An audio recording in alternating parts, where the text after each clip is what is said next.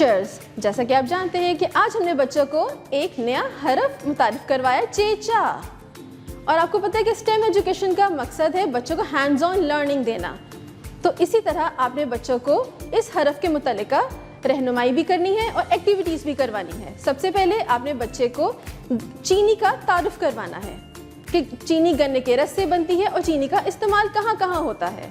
इसके अलावा आपने QR कोड को स्कैन करके बच्चों को चेचा से मुतारिफ करवाना है कि उसकी आवाज़ कैसी होती है, अदायगी कैसे होती है और लिखाई कैसे करते हैं। इसके अलावा आपने प्ले डो की मदद से चेचा चिड़िया बनाना सिखानी है और हर बच्चे से उसकी मशक करवानी है, प्रैक्टिस करवानी है।